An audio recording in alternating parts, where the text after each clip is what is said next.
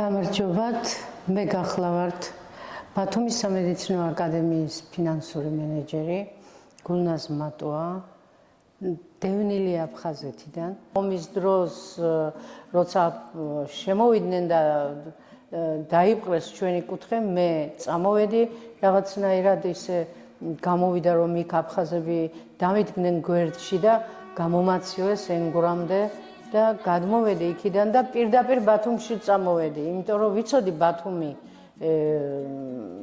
რაღაცნაირად სოხუმს გავს და მინდოდა რომ აქ ყოფილიყავი.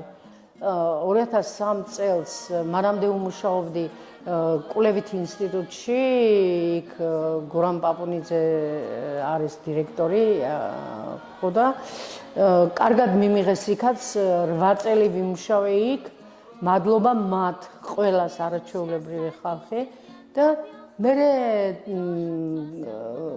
მითხრეს რომ ასე და ამ ადგილზე ძალიან კარგი ადამიანები არიან და ბუღალტერია საჭიროა და მე წამოვედი და ვიფიქრე და შევედი დირექციაში, ბატონი რეზო დამხვდა და იმავე დღესვე მიმიღეს სამუშაოდ.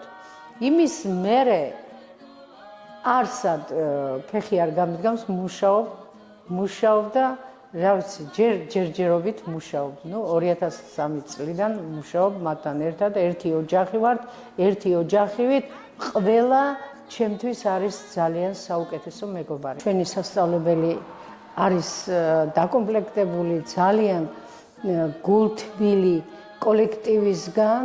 ჩვენ ერთი ოჯახივით ვართ აქ და როდესაც მე მოვედი 2003 წელს დირექტორი გახლდათ ბატონი რევაზ უზუნაძე, აჭარაში ცნობილი ისტორიკოსი, ძალიან განათლებული კაცი და ძალიან კეთილი კაცი.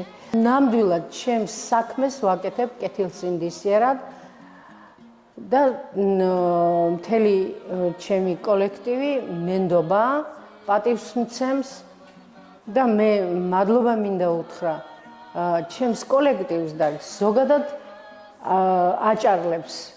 ბათუმი გახდა ჩემი მეორე მშობლიური ქალაქი.